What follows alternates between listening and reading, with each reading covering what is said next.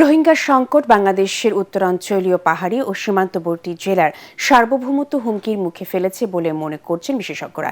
এসব এলাকায় বিচ্ছিন্নতাবাদী কুকি চীনের মতো বিচ্ছিন্নতাবাদী সংগঠনগুলোর তৎপরতা আগামীতে বড় চিন্তার কারণ হয়ে দাঁড়িয়েছে বলছেন তারা। সমস্যার সমাধানে দ্রুত রোহিঙ্গা প্রত্যাবাসন শুরুর জন্য বৈশ্বিক এবং আঞ্চলিক সংগঠনগুলোর সাথে বাংলাদেশকে সমন্বয় ও যোগাযোগ বাড়ানোর তাগিদ দিয়েছেন বিশ্লেষকরা। ইমদাদুল্লাহ বাবুর report.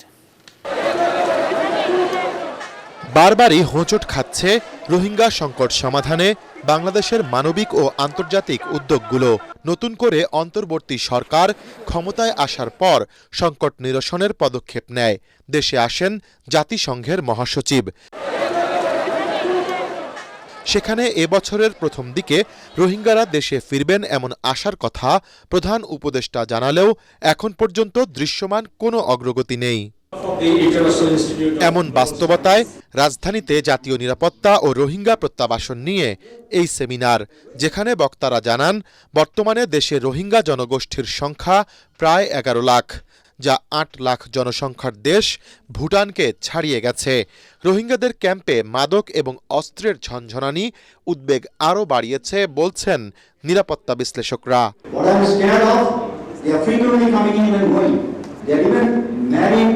Our Chirom Hillcrest women.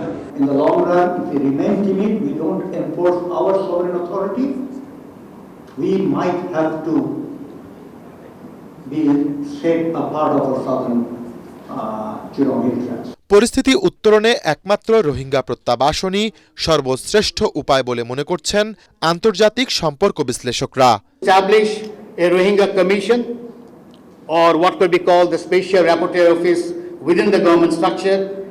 And the second one is also important, is to strengthen the military footprint in the southeastern corner of the country to ensure national security.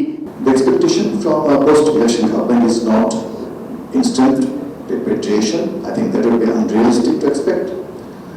But the expectation is clarity, courage, and coherence. I put in 3 C's. দায়িত্ব গ্রহণের পর নির্বাচিত নতুন সরকারকে প্রথম দিন থেকে এ বিষয়ে সর্বোচ্চ প্রাধান্য দিয়ে কাজ করতে হবে বলেও মত বিশ্লেষকদের। ইমদাদুল্লাহ বাবু, ATN বাংলা, ঢাকা।